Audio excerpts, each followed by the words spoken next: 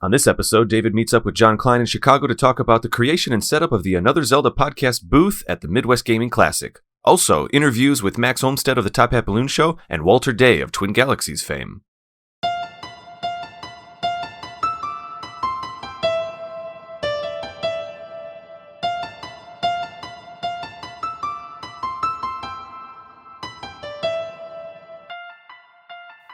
Hello and welcome to Another Zelda podcast. I am David Geisler, one of your co-hosts, and I am without Kate May for this episode because I'm actually with a special guest, John Kline. John, how are you? It is good to be here. Thank you. I am very excited for today. So this is, many of our listeners know that we attended the Midwest Gaming Classic 2019 about a month ago, I'd say. And I think many of our listeners know that Another Zelda podcast is a show that is a bit of a tentpole or a flagship podcast for this company that you and I are a part of creating, quite frankly, 6.5 Media. So we've been having a lot of meetings, and this is one of the first ways I think it's starting to show out in the real world. Yeah, it's true. So full behind the curtain here. Another Zelda podcast got started just kind of for the fun of it. Kate and I did that about a year and a half ago, and almost just a month later, this idea for creating a distribution network and a media network and stuff like that, which is now 6.5 Media, came to fruition. And so pretty quickly, I even thought hey, we're making that Zelda show. That could be one of the first ones. And I couldn't be more pleased. So we very quickly adopted Another Zelda podcast into the 6.5 Media family.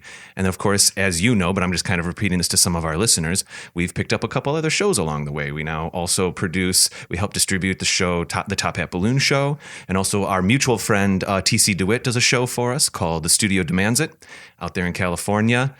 And so I think our listeners, they are aware that there are many, many meetings behind the scenes to make this whole thing come together. And so I thought it would be really fun today to have you join me because this Midwest Gaming Classic experience for me was tremendously exciting. Not just for Zelda, but for what it represented for 6.5 and just kind of getting this ball rolling and all the things that we're building. So I actually messaged you, a couple weeks ago, and I said, John, I know you're normally a behind the camera person, so to speak. You work as a cinematographer and things like that. But would you mind getting on the mic with me and talking about our experience in the Midwest Gaming Classic? And I think it wasn't reluctant. I think you said no problem. How did you feel about that? Well, it can't be that bad. You're a very approachable guy, very comforting guy. So I can rest assured that my awkwardness will be met with somebody picking up some of the slack. So fantastic. I'm fine with that. I'm so fine with that. And I'm sure there'll be no awkwardness at all. And even if there is, our Another Zelda podcast listeners are so supportive of this show, and we're so grateful to have them. That is something that I did not expect, is this kind of community that's growing around the show. So with all of that said, today what I'd like to do, I think I'm going to break this up into 3 parts, this episode. And instead of having them come out every other week, I'm going to have one come out, this week and then next week and next week. And then we'll stay on schedule for the larger season, of course. And I was thinking about how to structure these shows because we did collect a lot of content at this event. It was a bigger one than the event we attended last year, the Video Game Summit in Chicago. And I thought, well, what if we actually break this up into the 3 days that we experienced? Because there was a Friday experience that you and I experienced. There was the Saturday day, which was the first day of the actual convention, and then Sunday, where the convention was kind of, coming down to a simmer a little bit. So today, I want to talk with you about our experiences designing the booth for Another Zelda podcast, building the booth, going to the event, going to the exhibit. I just kind of want to chat through. I have a couple interviews here that are kind of relevant to that as well, and we'll cut to those when it feels appropriate. Sound good? Sounds great. All right, so let's see. Oh, I know. I can start this way. Our listeners are aware that we went to the Video Game Summit 2018 last season. We did an episode on it. It was a lot of fun. And the Video Game Summit is a newer expo. It has not been around as long as the Midwest Gaming Classic, and it's much smaller. It grows every single year, but the Midwest Gaming Classic is clearly very established, nationally established, I'd say. Absolutely, yeah. I saw people from Texas and all over the country. Mm-hmm. So we had a small little booth at the Video Game Summit, a booth that I was proud of for the time, and you and I are chatting about 6.5 stuff oftentimes multiple times a week. We're having meetings almost weekly. Sometimes it feels like, and after one of those meetings, there was a text session or an email session or something that we were having, and I kind of asked you. I said, "Hey, we have this opportunity to go to the Midwest Gaming Classic. It's a really big deal. It's a huge expo. Can 6.5 do anything to, like, what should we do? Can we make a booth?" And you said, "Okay, sure, no problem. If I may." You're kind of like, "Okay, well, let's talk about it." So we got together, and I showed you the booth that we made for the video game summit. It was essentially a table with some video games on it. And There's a TV and yeah, a couple of remotes. And right. Yeah, it was a TV with some video games to be played and a banner. And I remember, John, being in a meeting with you. We met, and I showed you some drawings of that booth. And I said, "Okay, well, we have a little bit more space at the Midwest Gaming Classic. They're giving us a 10-foot by 10-foot area. We had an 8-foot by 8-foot at Video Game Summit." And I said, the first thing I said to you was, "All right, John, so where should we put the table?" And if I may, you very calmly said, "Oh, David, we will not need a table." Can you talk to me a little bit about what you were thinking? Well, I didn't want people to sit. I don't want people to be filling out paperwork. This isn't a signing or something where we need a surface and somebody to sit there for 3 hours and we're not there to sell widgets, right? We're there to engage people. Yes, exactly. And so you had this idea of kind of making it more of a space to keep people, essentially to let people kind of hang out in. Yeah, like a lounge almost that was the goal, to make it a little intimate, especially because we knew we'd be recording some audio in that space. So we wanted to create like a sense of privacy, even though you're in this, gigantic tens of thousands of square foot event hall. It's also good for sound as well, because it can be a loud, echoey space. So to kind of make it a little more intimate, feel a little more like people want to record some sound in there, but then also just relax. Set up a phone charger and play some games and be comfortable. Mm-hmm. So we started drawing the booth up, and to my surprise, almost immediately, you started sketching out this structure that I could only describe as almost like what the old school television antennas that people would have in their backyards. It's called a truss. Like. Yes. A truss. Okay, yes. Very good. You started sketching up an archway to the front of the booth, and my jaw dropped. I tried to maintain my composure during that meeting, but I was like, what is going on in his brain right now? Because this is amazing. Now, actually, before we go any further, I should say that you own the Milwaukee Production Rental Company. MKE Production Rental, yes. So a lot of this stuff is things that I use throughout my day-to-day work, and probably would have been sitting on the shelf anyway if we weren't using it for the event. So it was a nice chance to put it to use in a place that where people would appreciate it. It was a celebration of equipment, I must say. It was I never could have guessed that Zelda or even 6.5 would have had a booth that looked quite that nice. So let's see. Ultimately, we had you had two large televisions set up on the truss. We had two 49-inch TVs up, and we had each one was set up to a different game console. So we went classic and super, of course. Mm-hmm. And then we tied both of those into a projector that we ran from the top of this trussing over the center of the whole event, so that on our back wall you could see people playing either one game or the other, to get a sense for, if the audience wants to come in and watch or get involved, they can see things a little bit bigger than just on a TV, because that sometimes is too small for more than a few people. Well, I thought it was so funny because we did a similar thing. I did a similar thing at the previous expo where I had a small, maybe 19-inch monitor hooked up to a Retron 5 playing an original Zelda, and then I had an HDMI cord go out to a TV in the back that was about 49 inches. And that was the quote-unquote big TV for people to watch on. And as we were sketching up this booth, the small TVs that are just right up front were us essentially the biggest we had at the old booth. And then the projector did go out to essentially a movie screen that was our back wall. Yeah, we decided to just use the whole wall as the screen. So, by the way, a wall that we had to provide. There wasn't a wall at the expo. This was like we built a fort, man. It was amazing. Yeah, those like a 10 by 10 space, you're kind of limited with like the emotional bleed over into your other spaces, right? So if somebody next to you is being loud and like their stuff sort of spills out, like it doesn't feel private. But to put that wall up in the back kind of helped with some of that. Yeah, I think so. And then that we ended up I think there was as we were setting up, the day of setting up. I want to talk a little bit about the day of setting up. I'm still kind of in the design phase here of this booth because it was so cool. And actually, we even had a conversation. You might remember this. We were kind of talking about like, oh, okay, wow, this is big. This is a lot more than what we had, for the previous expo. For a split second, it was like I thought, does the Zelda podcast even need something this big? It was amazing. And it was, like I said, we almost built a fort.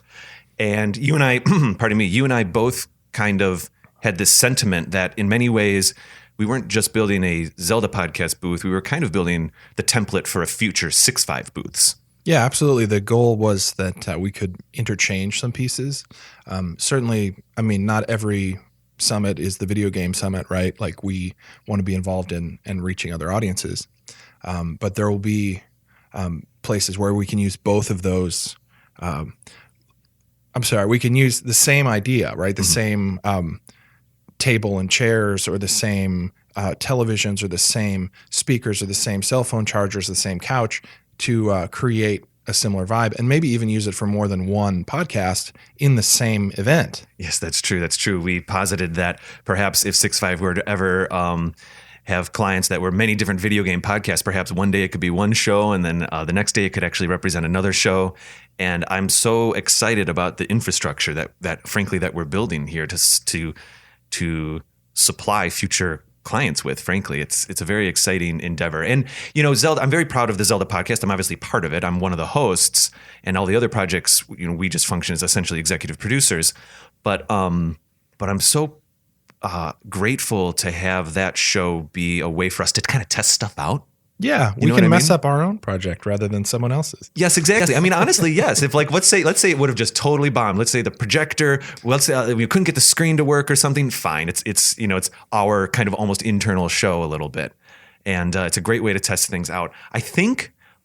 Speak on that note. I do want to talk about the day of setting up and everything. I think, though, real quick, I want to jump forward a little. On Saturday, one of our other shows, Max from the Top Hat Balloon Show, he swung by the booth. Pardon me. And he and I did talk about Zelda stuff, but we couldn't help but gush a little bit about kind of 6.5 stuff first. And so, if you don't mind, John, I'd like to play about a 6-minute clip here of some audio, which I will not include on the actual Saturday episode. I'll include his Zelda talk stuff for that. Sure. But I thought I know that you have not heard this yet, and there's a little bit of rambling in the middle. We reminisce a little bit about the Ben Heck Show, which is a very successful YouTube show that is now finished, that Max used to be a producer on. And so we do ramble a little bit about that in the very middle, but it's a nice little interview. So I'm just going to cue that up right now. Okay. Sounds great. All right, I am here. I'm very excited about who I am here with right now, even though I interface with this gentleman often. Max Olmstead, weekly from the Top Hat Balloon Show of 6.5 Media, is here at our booth right now. I am, and it's beautiful. It's a beautiful booth, and I'm happy to be here. I'm very pleased with the booth. I really am. Yeah, it's it cool. really is. 6.5 is making moves here, and I'm really excited. Hopefully, a booth of similar ilk will be celebrating the Top Hat Balloon Show at some expo somewhere. We got to find a comedy expo or something for Top Hat Balloon Show. I feel like eventually we could do some kind of improv show together. Yeah, that'd be cool. Just in booth form somehow. I don't know how that would look or how that would be, but we could have a rotating audience, and then they just give us suggestions, and we just go for it. I like and this. It's like live streamed, and yeah. I think it could be fun. We're kind of joking, but you also might be onto something there. Yeah, I'm kind of not joking also. I like it. I think if we were going to do a booth, we should have some kind of interactive element like that. And raise awareness of the show, but also be doing something to do with the show at the same time. I agree. Well, just like our booth here, we often think like, well, how the heck do you do? We're at the Midwest Gaming Classic, which our audience totally knows because this is what this episode's about. Yes. You are here kind of as a civilian this time, which is great. But you come all the years. I come here. Yeah, ever since I used to be the producer of the Ben Heck Show. Indeed. And ever since I started doing that, Ben kind of got me into pinball. Yeah, And this is such a great show for pinball as well as retro gaming. it's true. So I come back every year to see the new pinball machines. I was, through a different venture, able to be a guest on the Ben Heck Show a couple years ago, and it was an episode where we took apart a NES Classic, and that is literally the NES Classic behind you right now in our system, playing the Adventures of Link. That's amazing. What's interesting about that is if we hadn't done that episode, the Top Hat Balloon Show might not have been a thing. There's a ripple effect from that episode, Definitely. Max, almost another Zelda podcast, this booth, your show, that... Yeah, because then we started talking. Indeed. And, I mean, we had met in another, like, we did the 48. Right. And we met on that, but we hadn't really connected since then. A 48-hour film festival. Right, Yeah, 48-hour we worked film together. festival, yeah. I would say that, I mean, I was a big fan of Ben's at the time. I did not play it cool. I was very excited to meet Ben and be able to be on his show. But you were very good on camera also. I hope so. I You mean, I'm did a not a good very job. technical guy, and I did feel nervous about that a little bit, but it was more just like, yes, I will learn from Ben. Yes, Ben, Right. teach me. I'm for it. And that's what we did with a lot of guests, where we would have people come in that didn't have as much technical experience, but they kind of act as the audience character. Yeah, exactly. Because sometimes a lot of our audience,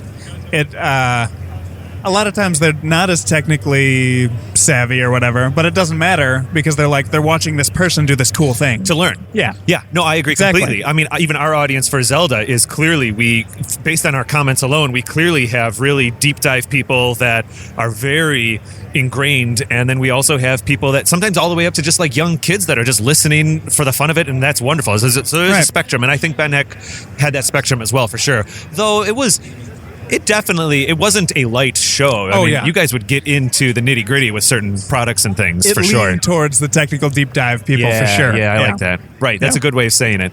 So, I know we're kind of just having our own podcast here right now, but that's fine. That experience, I think, kind of did get the creative boulder rolling for a lot of this stuff. It did. A little bit by accident and a little bit not by accident. Yeah, it was a little serendipitous. I knew that you and Jordan were hilarious.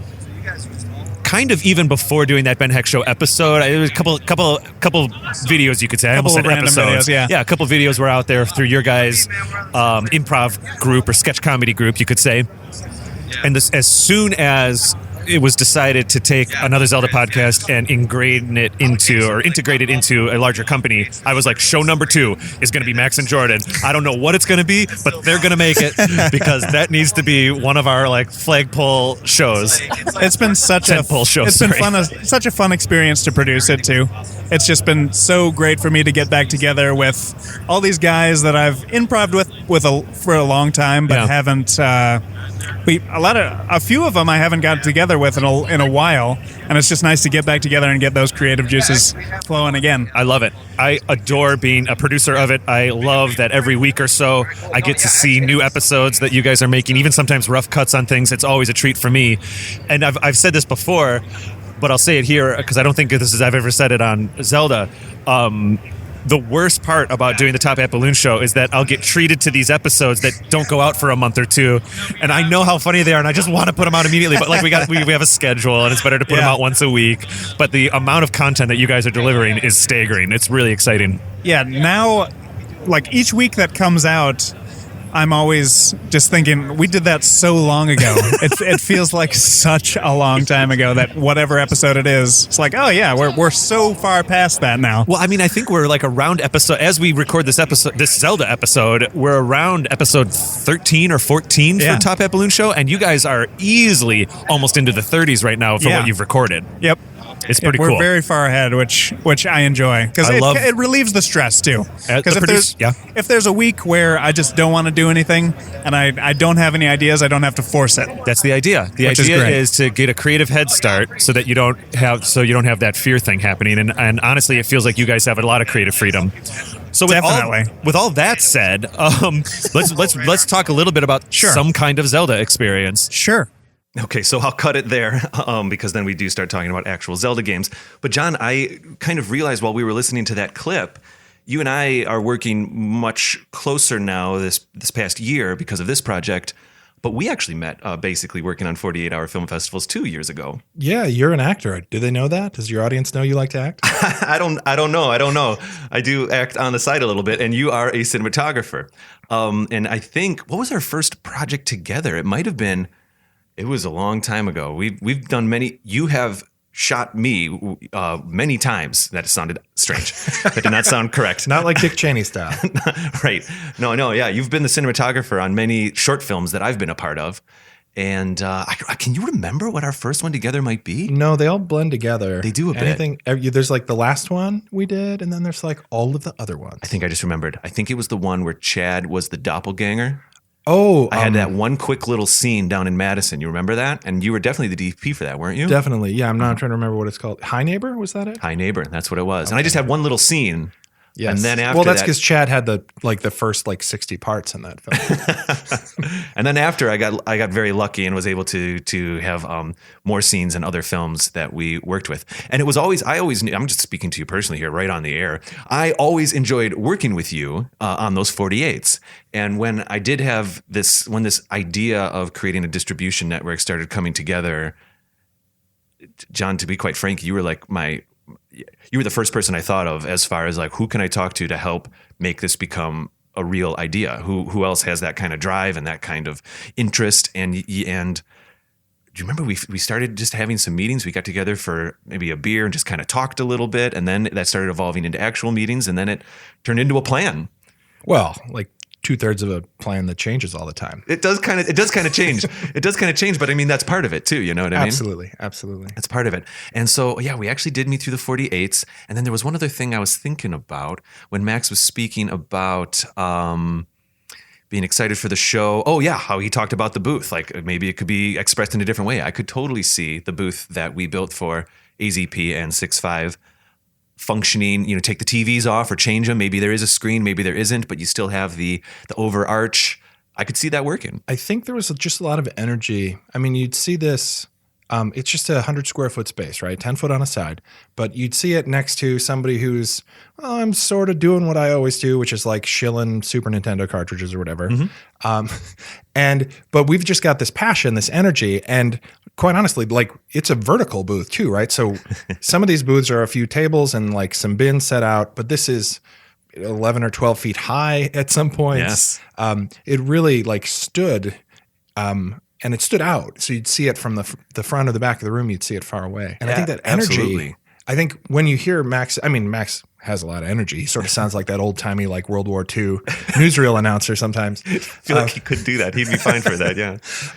But I think you get a sense for like how much energy is there, because this is sort of it's a physical thing. It was designed to amp people up with all the extras we added in. You're right. And if I may speak to your idea of creating it as a booth that people would go into, not a booth that people would stand at.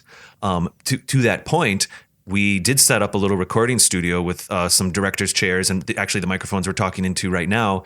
Over in the corner of the booth, we had enough space for that. And so that's where I had that conversation with Max. So he was inside the booth. He was able to be comfortable and be a part of that energy, as was the case with all of the people we interviewed. And I think that was really important and nice. He wasn't out in the crowd in the aisle talking into a microphone or something awkward like that.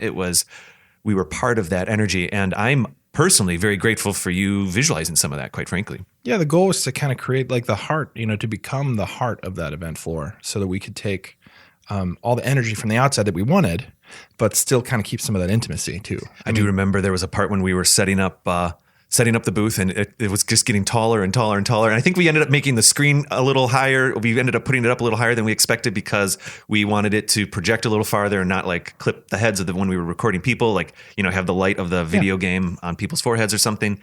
I don't know if that made much sense, but anyway, yeah, we started hiking up this screen higher and higher and higher, and then the banner went on top of that, and this thing ended up being almost 20 feet tall. I think that might be an exaggeration. What? No. Well, 14 or 15 maybe? 14, 15. Yeah, as I look in this room probably has 8.5 foot tall ceilings. Yeah, standard room is Yes. 8. I think this Yes. screen probably went up to 10 or 11, and then we went on top of that with the banner. I would agree with that, actually. I would agree with that. You're right. Yeah, it was definitely taller than it was wide, 10 feet wide. Maybe that's why I felt like, 20 feet, you're right. It definitely wasn't.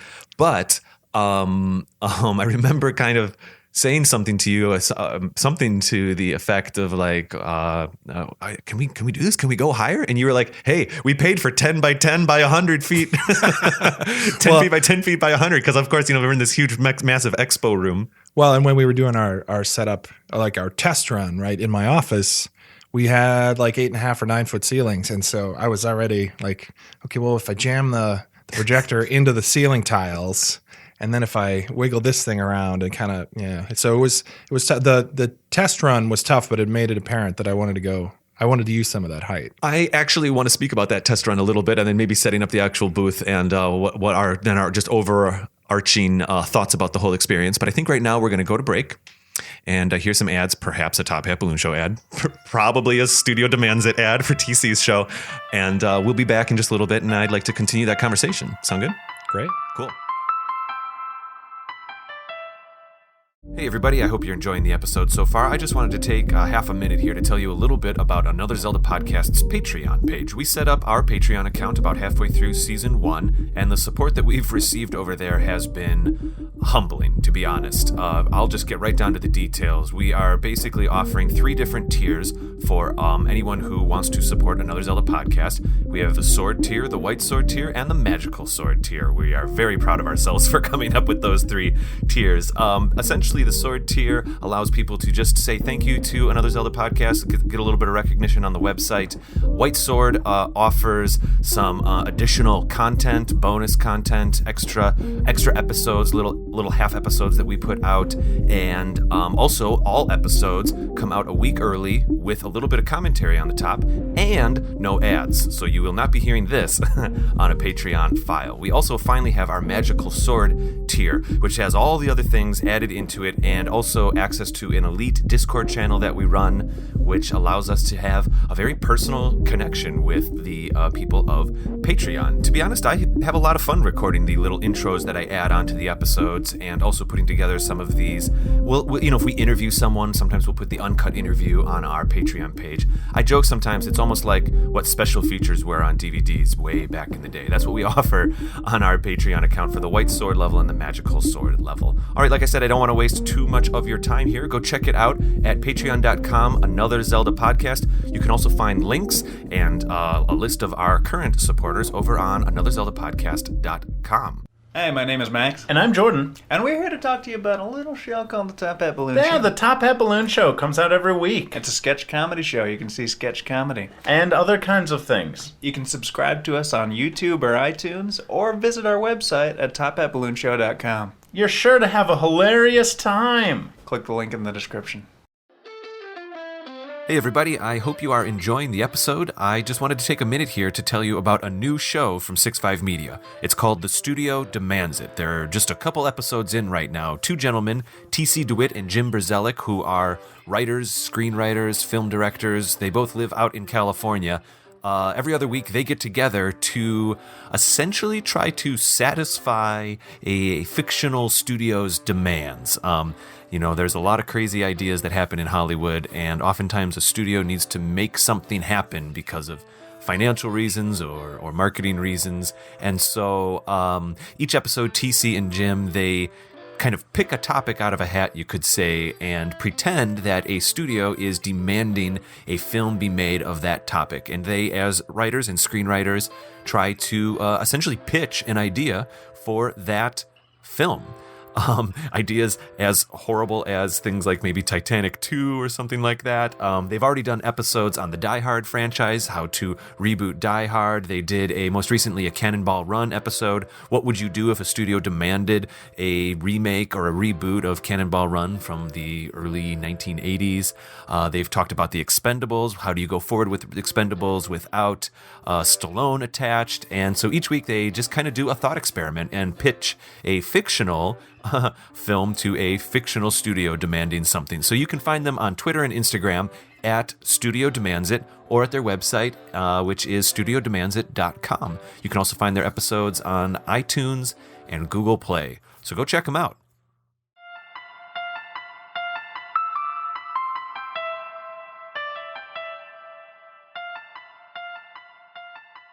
All right, we are back. I am here with John Kline, and we are talking about our experiences at the Midwest Gaming Classic. John, I was very nervous about even being at the Midwest Gaming Classic. I was familiar with the event. I had gone to it kind of, I guess you could say, as a civilian as well years before. I was very pleased with our previous expo experience, but like this one was, so I'll admit I was a little nervous, almost as a fanboy of the event, to be honest. I felt like, I felt very grateful to be a part of the experience. I felt like maybe the least reverent person there, because there's definitely this sort of like, well, this is the church of video games, and I haven't been baptized yet. So it's true. It's true. Our capacity with 6.5 is much more about building the production company, building the infrastructure, building literally the code and the websites and the materials and all that kind of stuff. And can I ask you on the spot? You probably don't play much Zelda. It's okay if you don't. I'm guessing you don't. You know what I do? I'm a dad. And a small business owner, and basically I'm that guy who's let dust accumulate on his Xbox. But I grew up playing Zelda Classic, like the golden cartridge. I loved that. Indeed. Well, if I may, we have a video on our Twitter account of when we finally got the booth working. It wasn't finally, but once we got the booth working, everything was plugged in and going. You jumped right onto that classic, The Legend of Zelda, and you were cranking away right off the bat. I noticed. I do a lot better with buttons that have remotes that have a limited number of buttons. What? There's buttons on top? There's 4 of them on top now? Yeah, trigger buttons and all that. Too much for me. Too funny.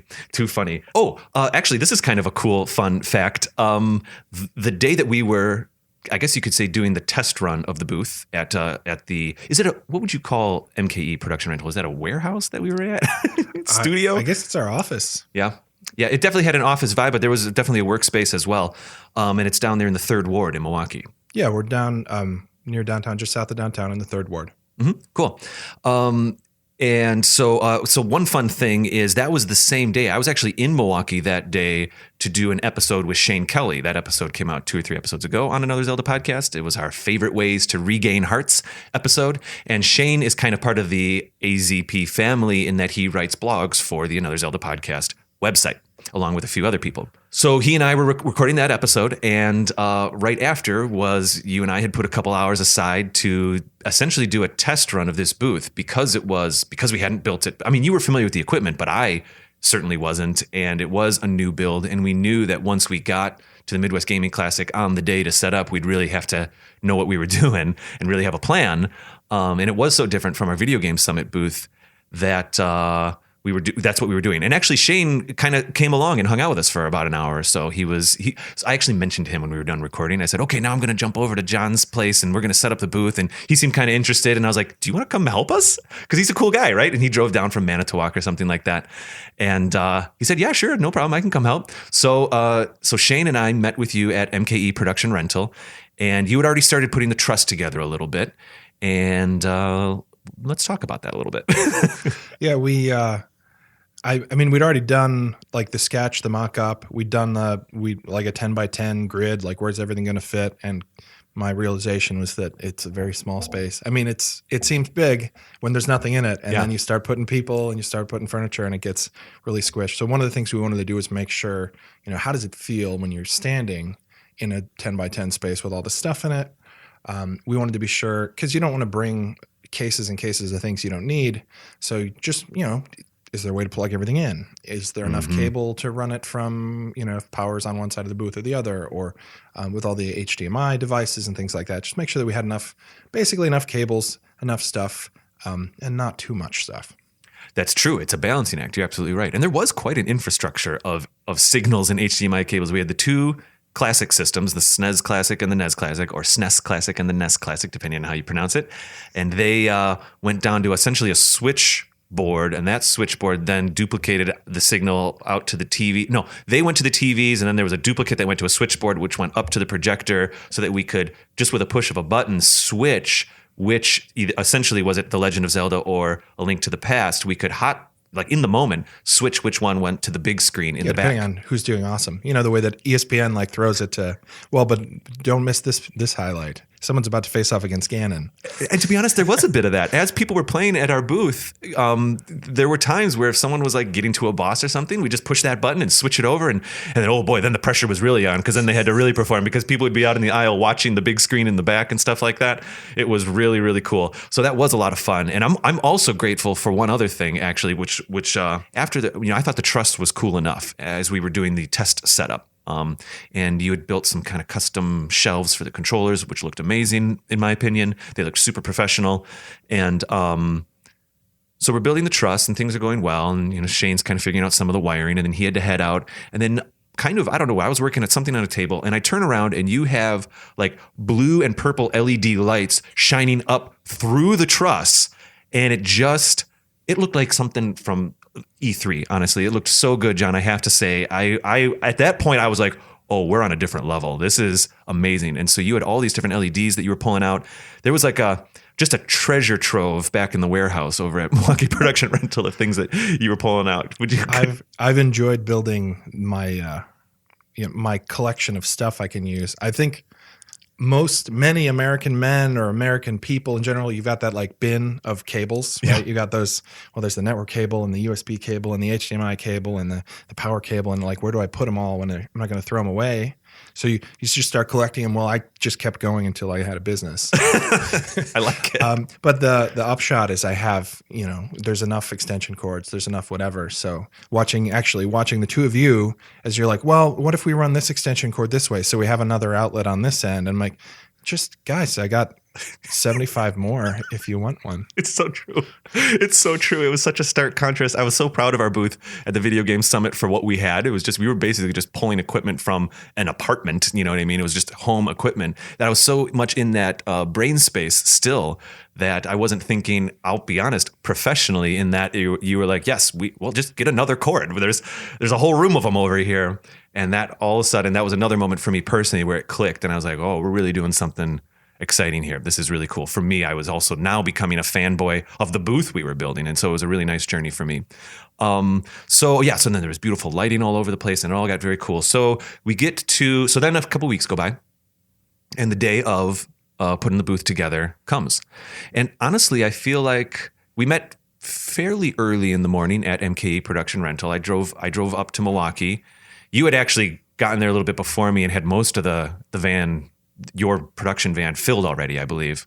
Yeah, there's a bit of stuff there. I mean, it was an entire van, plus your car had a lot of stuff in it as well. Well, basically, I brought the podcast equipment, and then you had all the booth equipment in there, the trusses and the TVs and the lighting equipment and all of that, a bunch of cords. Oh, and the chairs, all the director chairs that we ended up putting in there, which looked really, really nice in my opinion. A couple of those like stool things. Yeah, that's right. Stools for people to sit on, to be out front. And then you somehow found like these really cool Zelda pillows. How did that happen? I was on Amazon. Actually, I was after our first meeting, our planning meeting. Yeah. I found some pillowcases. And we were talking about like, do we put it on, we considered a couch and things.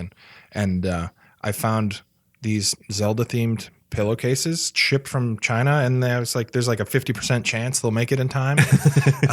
They did. And they made it. Actually, they came that morning, so just in time. The morning of the show. The morning, they could not have come any later. Yes. Wow, amazing. Yeah, there was one that had like the Zelda kind of like an artistic rendition of the Zelda logo, and there was another one, I think it had Link on it or something like that. And we ended up putting those on the chairs. It looked amazing. We actually got comments on those pillows. People were like, oh, those are great. One person asked me, are you selling those? And I was like, oh, new gears started turning in my head for next year. I was like, we need to sell things now. But anyway, I digress. So we load up the van. And I parked the car and hopped in the van with you, and we drove over to, is it the Wisconsin Center? Yes. It was a very large They change space. the name every once in a while, but lately it's been the Wisconsin Center. You're more familiar with that building than I am. Can you explain it a little bit?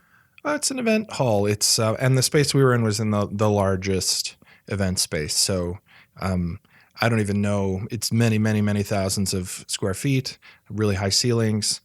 Probably be pretty easy to get lost if you're running a booth in that space, just because you can. There's dozens of rows. Well, probably 6 or 8 rows of booths in one way, and about a dozen or more rows deep if you want to go that way. Yeah, absolutely. I remember. So we drove over there and went up the ramp or whatever, and then had the opportunity to unload the truck. It unloaded very quickly. Actually, I was very proud of that too, because you had 2 carts I mean, it's almost like you've done this before, John. Almost. Like you've done this thousands of times before. But yeah, everything was wrapped up. You had wraps and Velcro wraps on everything. We unloaded it into 2 carts and pushed it in. It couldn't have been simpler, honestly. In that case, it's not like we had like weird things that we had to pull and hang and grab.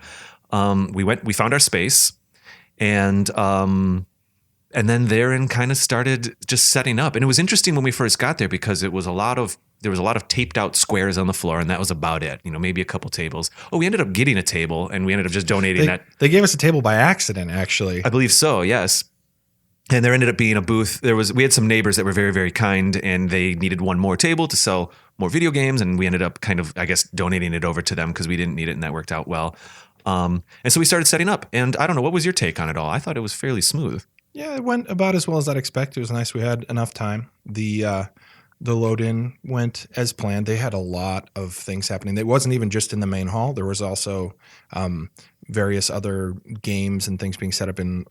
Was it a game room? I guess I don't even know for sure. There was basically, I would say that I don't know if there were hundreds of pinball machines, but there were definitely maybe 40 to 50 of them, and even that can feel like hundreds when you put those all out on a floor. Stern had a big display in the Expo Hall that was, I guess, adjacent to us. So our booth was technically in what was called the vendor hall. That's where a lot of the video game selling was happening. And then the hall next to us was the kind of the gaming hall. A quarter of that was Stern's pinball stuff. There was a lot of classic systems over there set up.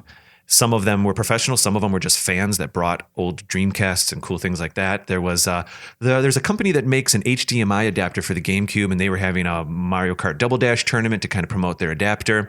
I'm personally interested in purchasing one of those adapters. I think it's super cool to play GameCube on HDMI. But with all that said, I think I will confess that initially I was a little tentative about us being in the vendor hall. I thought, oh no, we're not selling anything in our booth, and you and I had many conversations about that. How do you keep your booth interesting when you're not selling anything, Well, we talked about what the real goal was, and it's hit that subscribe button, right? So those of you listening at home, hit the subscribe button. Indeed. I'm not being subliminal about it. And that was really our whole objective, right? Like, what do we want people to do? We want them to engage with this podcast, and we want them to hit the subscribe button, however they're listening to their podcast. So once we figured out that goal, it made things a little bit easier because does this serve that, right? Right. And so, yeah, on the one hand, we're kind of a bit weird because I'm not trying to, I don't need to take cash. I don't need to interface with people in that way. On the other hand, standing out was a lot easier for us because we were sandwiched between somebody selling like T-shirts and dragon heads and somebody selling cartridges, and we looked really different.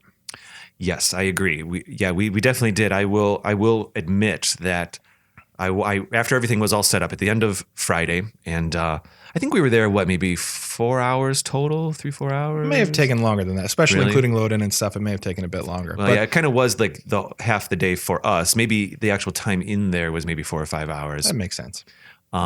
Which is a stark contrast because at Video Game Summit, you get about an hour. So I don't know how we're going to solve that problem for the Video Game Summit 2019. That'll be my next challenge. That's the next one. That'll be a meeting for next week. But it was very, very nice to have a full load-in day. And for an event at that scale, I could see why they needed it. Well, it was also fun because you get to get a sense for what like your community around you is going to be like, right? Like who else is here? What are they doing? And as a vendor, I know it can be really overwhelming because you show up and you have to do your show, your shtick, and you miss out on the whole event if you're stuck, especially if you're stuck behind your table. But if you're stuck in your booth, you don't get to wander out and see, like, you get to meet people and interact and get to see what's going on and what other people are excited about. Yeah, absolutely. In fact, I remember being a little nervous. Our neighbors I guess you could say to the right of us, it was I think it was a husband and wife couple, and they were selling video games, and I chatted with them, and apparently they kind of toured the nation and do this. They'll take a couple months out of the summer and they bring their little mobile store all over the place, and apparently they really, really enjoy it. Well, they were very kind to us because we did have one technicality as we had our televisions when they mounted to the truss, they just by maybe a foot, granted, this is 4 feet up off the ground, but the edges of the TVs technically kind of went outside of our corners. I wasn't going to respect the 10 by 10 exactly. I mean, there's no need to be too specific, because then you miss out on all the fun. You got to build it smaller and smaller so that all the parts fit in. It's true. It's true. Well, anyway, so we had that TV, then it just barely clicked over. It didn't block any of their product or anything. And they were very kind about it. And I remember walking over to the couple and I said, "Oh, thank you so much for being understanding. It's really great. Thanks for being good neighbors." And I'm paraphrasing, but they basically said to us, "Oh, we're fine with it. We're happy to be next to you." Yeah, we like to be the crown jewel. I think they had an idea that people would kind of hang out near the booth, and certainly that did happen. And anyway, I just wanted to speak to that. So we got the booth up, and we ended up putting the carpet in, which was really cool. That helped with the sound for recording. That was the the audio. last thing we kind of called an audible, or literally maybe an audible. We called an audio. I don't know. Anyway. Yeah, an audio audible. We standing in the space. It just didn't have that intimacy. It didn't feel ours yet. It didn't feel quite as defined as it had in the office space, which was smaller. Yeah, John, a lot was coming together, but both of us agreed something felt it wasn't quite fully formed or something.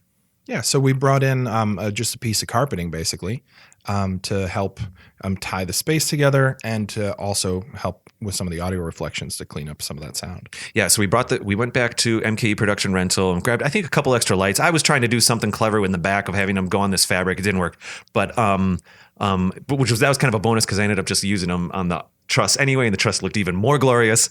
But while we were there, you were like, "Hey, I've got some runners and I've got some carpet. I think we should try this out."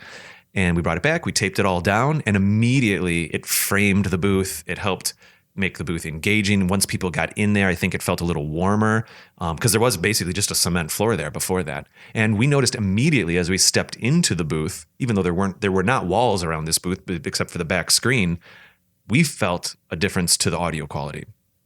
Yeah, it's a fun space to be in, and that's when the carpet came in. I'm like, okay, this is it. I can hit pause or stop because I need to stop. It's beautiful. It's good. Yeah, I liked it. I liked it very much too. So that led us to we kind of wrapped it up for the night.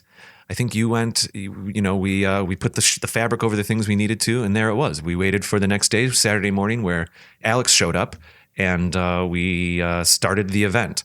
And so that will actually be the next episode. But I just want to kind of speak a little bit further about this. First of all, thank you for coming on the show. It's weird because I actually interface with you often. And in fact, I interface with you more than I do with Kate, to be quite frank. And I'm very pleased to make this show with Kate, but I see you in the real world much more.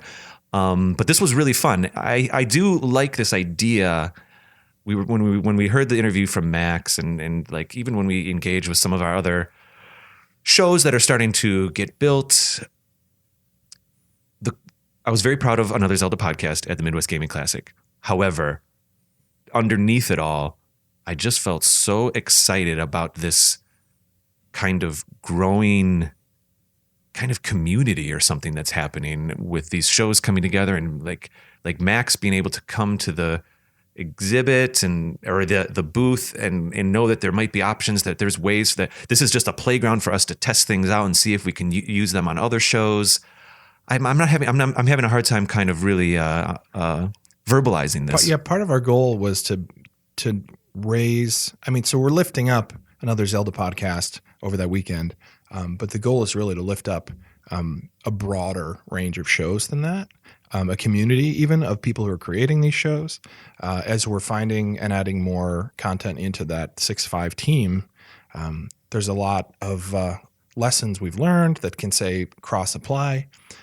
Making a podcast is pretty scary at the beginning, right? And maybe you don't even remember because you've been doing it so long. But I remember before it was scary because I didn't know any better. But now it's like, this is a big deal, these things. Anyway. Well, excellent.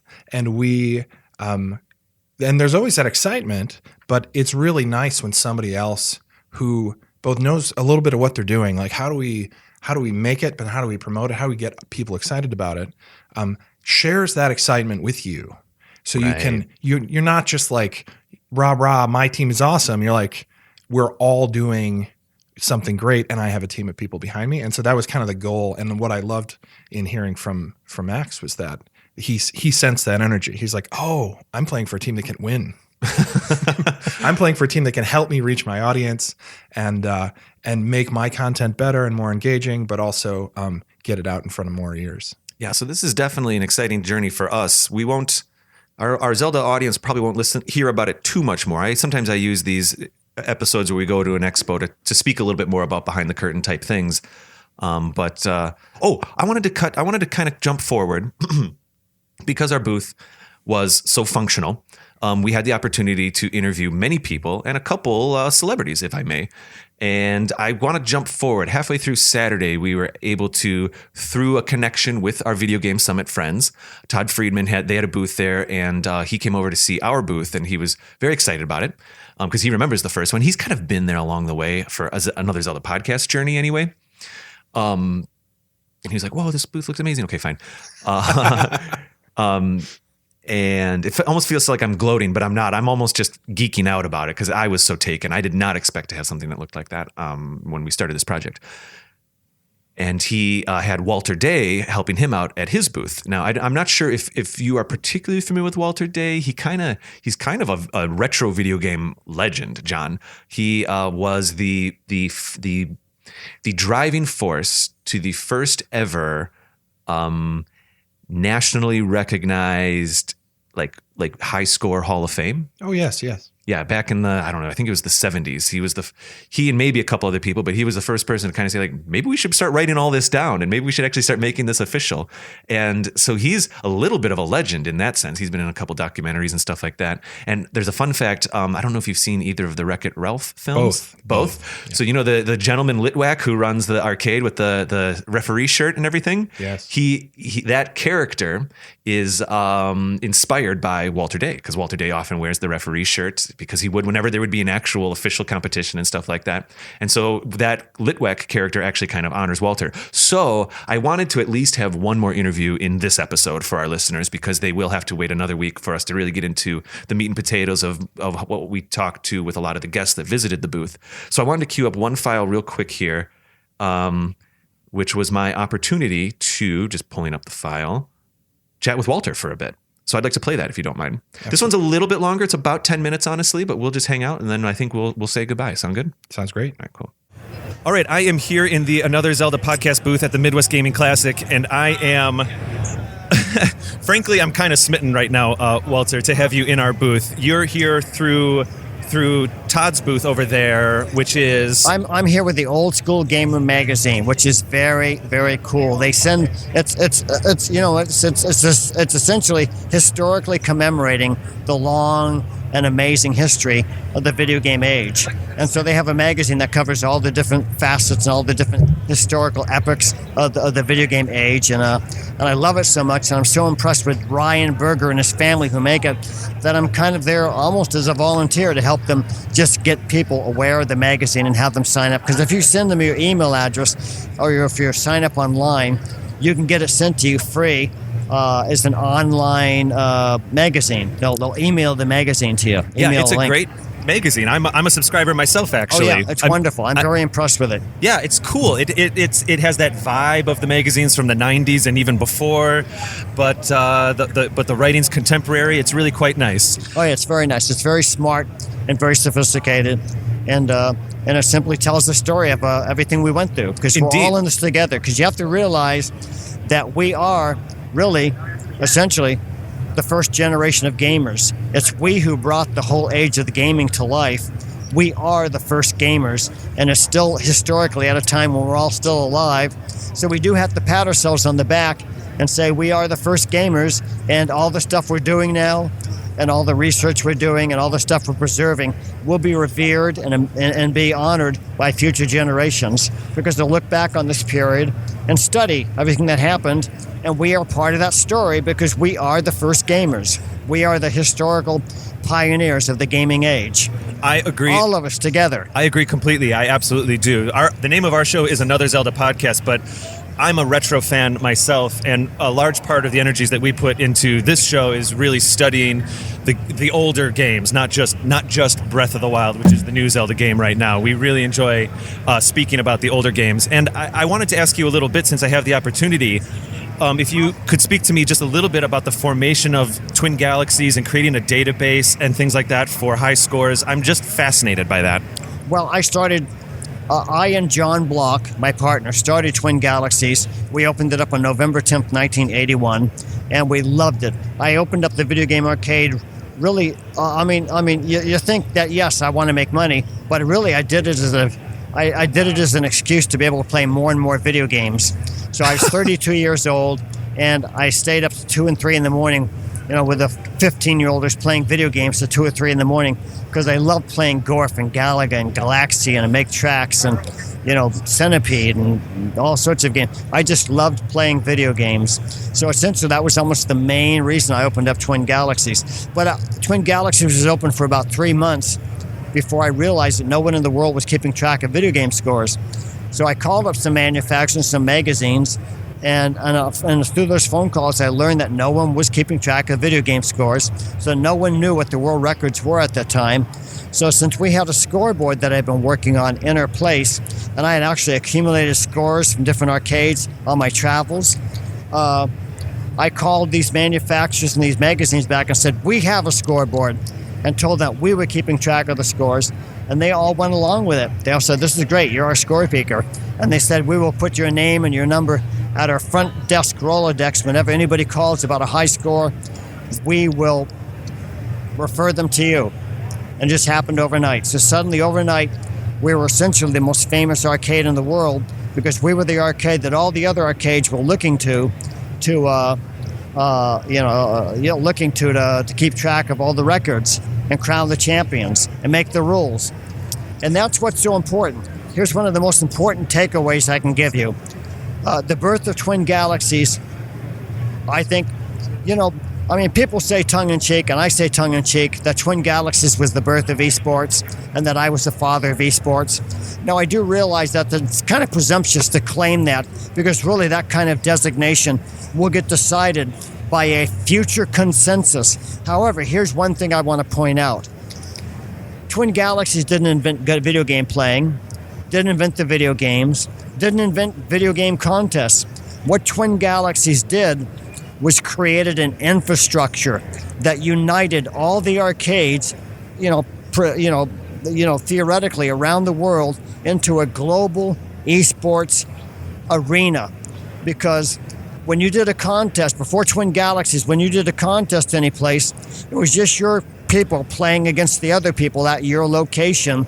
And after it was over, whatever rules you used, whatever the high score results were, they would get lost to history because they weren't preserved any place. Twin Galaxies essentially set up the rules, set up the infrastructure, set up the formalities for how to submit scores, published the leaderboards, created the rules for each game, published the champions of each game, and then crowned the champions and had contests for all the games and champions. So essentially, all those arcades around the world, theoretically, or at least the ones who would hear about what we're doing and participate, they suddenly became united so that no matter if you were in Saginaw, Michigan, or if you were in Austin, Texas, you would compete against each other because you know what score you have to beat, you know what rules you have to follow, you know what formalities you have to go through to officially submit a score that could be verified and confirmed and then accepted, and then you'd be honored and published in the magazines. You'd be publishing Guinness. So all that stuff started exclusively and with Twin Galaxies. So what it did is it put video game playing on an organized level, and Twin Galaxies was the first esports organization, which means the beginning of esports. Yeah, I agree. So Twin Galaxies is the father of esports. I agree. I look up to the story very much. I've absorbed the story in a series of documentaries and things that you have appeared in. But I would agree and second that by saying that it would transcend geography and connect people, maybe the way the internet does now a little bit. Yeah. But this is before that existed. It was a workaround. Yeah. It was a workaround for the internet not being in existence, so that everybody could communicate with us as the medium. So we became the first medium that united the global world of video game playing, which means it was the beginning of an aggregate esports infrastructure for the whole world. I couldn't agree more. And as I said, it's definitely something that I look up to, and I feel I feel that it's a real treat and a treasure to be able to talk to you today. Obviously, Zelda. We'll speak about Zelda just for a second here. I have a lot of listeners that are older, younger. We talk about all the Zelda games that have happened in the past 30 years, and I really enjoy that. I'm a little naive on this end. I know that, are there Zelda high scores in the database? It's not really a high scoring kind of game. Well, here's what happens. As people play the Zelda games, eventually everybody gets to the end of the game, you know? Right. And so some of the games would have scores, and a few of the games would have no scores. You just get to the end of the game. But after some years, those games, suddenly everybody had 99999 for their score, or 6666665 for their score, something like that. Huh. But all those games gained new life when the speed running began, because then the person could become the world champion for the fastest time to complete the game, to either get to the highest score that's possible, or just to get to the end of the game when the game stops and it says game over, or you win, or whatever it says at the end of that respective game. So those games had new life, and a whole new age began, the age of speed running. And so essentially it became valid, and we recognized that we have lots and lots of voluminous, extensive score leaderboards in the Twin Galaxies database that has long lists of people who got the fastest, next fastest, next fastest, so on. That's very exciting. So it's very exciting, and it is a very, very popular way of playing the games. Wonderful. My final question, because I know you have to get back to your booth, is I was kind of wondering if it was a difficult transition to, I'm assuming that in the early days, keeping track of these scores was literally binders and binders of essentially, spreadsheets. That's right. Was it difficult to transition? I assume now it's a digital database. All digital. How did that transition go for Well, you? the transition was difficult, and only in that we never had money because we're always doing it for free. Okay. And so there, I had to get someone who could actually go do all the programming and do it hopefully as free as possible. So I think that the database and the scoreboard and the online presence, I think went through about 5 different generations and had to be redone again by the next group of people, only because we had to build it up and make it better. So it's pretty good now. The Twin Galaxies website has got a lot of programming integrity, so I think that people would like it. Fantastic. Well, and people can find that at twingalaxies.com? Yeah. Well, here's what I do now. Yeah. I haven't been with Twin Galaxies for about a decade, I guess. So Okay. I'm retired. I'm trying to do music, okay? Nice. And I'm also publishing trading cards. Now, the reason I do that is because I recognize that this is an important part of history. People stepping forward and doing podcasts actually help commemorate and memorialize many, many historical nuances that otherwise would get lost or overlooked. All sorts of stories that would never come to the forefront if you guys didn't come and do what you do. And the other thing is people should come online to go to Old School Gamer Magazine. I'm not financially connected to them. I support them because I love what they're doing, and I'm at their booth to try and help them to get the word out. Old School Gamer Magazine just covers the whole range of the history of gaming. Wonderful. Walter, you're a legend in my eyes. Thank you so You're much. very kind. Thank you, David. Okay. Thank you for giving me your time. Thank you. Bye-bye now, everybody. So, John, we are both, I guess you could say, of the film industry, and that I went to film school and you work in the film industry.